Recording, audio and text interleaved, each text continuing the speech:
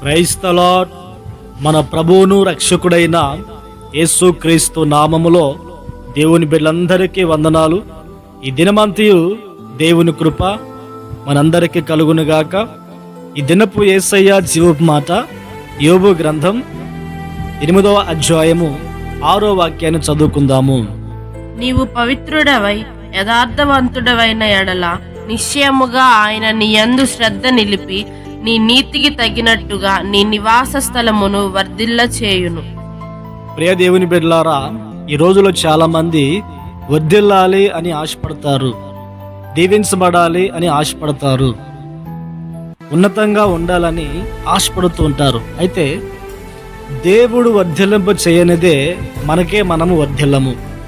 దేవుడు ఎవరిని వర్ధిల్లింప చేస్తారు అంటే, ఆయన ఎవరి మీద శ్రద్ధ నిలుపుతాడో, ఆయన కనుదృష్టి ఎవరి మీద ఉంటుందో, ఆయన దయ ఎవరి మీద ఉంటుందో, ఆయన కనికరం ఎవరి మీద ఉంటుందో వారిని దేవుడు వర్ధిల్లింప చేస్తాడు. మరి దేవుడు మన యందు శ్రద్ధ నిలపాలంటే మనం ఏ విధంగా ఉండాలి? మనం పవిత్రంగా ఉండాలి, యథార్థముగా ఉండాలి. ఈ పవిత్రంగా యథార్థముగా ఎవరైతే జీవిస్తారో వారి యందు శ్రద్ధ నిలిపి నిశ్చయముగా దేవుడు వారి నీతికి తగినట్లుగా దేవుడు వర్ధిల్లింప చేయునుగాక. మరి ఈ మాటలు వింటున్నా నీవు, ఈ మాటలు వింటున్నా మనమందరము కూడా మరి పవిత్రంగా జీవిస్తున్నామా? యథార్థంగా జీవిస్తున్నామా? పవిత్రత దేవుడు చెప్పారు, నేను పరిశుద్ధిని గనుక మీరును కూడా పరిశుద్ధులై ఉండుడి అని ప్రభు చెప్పి ఉన్నారు. దేవుడు అలా చెప్పినప్పుడు మనము ఆ పవిత్రంగా జీవిస్తున్నామా?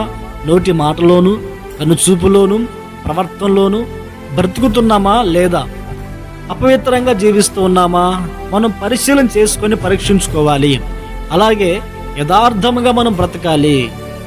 దేవుని ఎదుట మన జీవితం తెరిచిన పుస్తకం వలె ఉండాలి.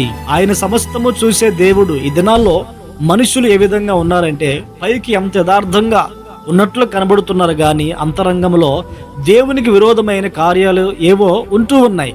అయితే ప్రియ దేవుని బిడ్డలారా, మనం ఎప్పుడైతే దేవుని దృష్టికి యథార్థంగా ఉంటామో అప్పుడు దేవుడు మన నీతిని చూసి ఆ నీతికి తగినట్లుగా దేవుడు మన నివాస స్థలాన్ని వర్ధిల్లింప చేస్తారు. ఈ రోజుల్లో మనుషులు వారి ప్రవర్తన దేవుడు చూస్తూ ఉన్నాడు అనే భయం లేకుండా మనుషులు ఎదుట యథార్థంగా నమ్మకంగా ఉన్నట్లుగా ఉంటున్నారు, కానీ వారి జీవితం యథార్థతను కోల్పోయి బ్రతుకుతూ ఉన్నారు. అయితే ఈ దినమంది ఈ మాట వింటున్న మనము పవిత్రంగా ఉండాలి, యథార్థంగా ఉండాలి, నీతిగా భక్తిగా ఉండాలి.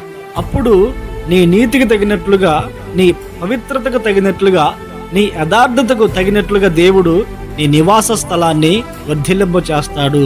నువ్వు నివసించే గుడారమును వర్ధిల్లింప చేస్తారు. అనగా నీ వ్యాపారములో వర్ధిల్లుతావు, నీ పిల్లలు వర్ధిల్లుతారు, నీ కుటుంబము అన్ని విషయంలో వర్ధిల్లిన వారిగా ఉండి అనేకులకు దీవెనకరంగా ఉంటారే. ఏ ఆశీర్వాదం లేని వ్యక్తులు ఉండనే ఉండరు.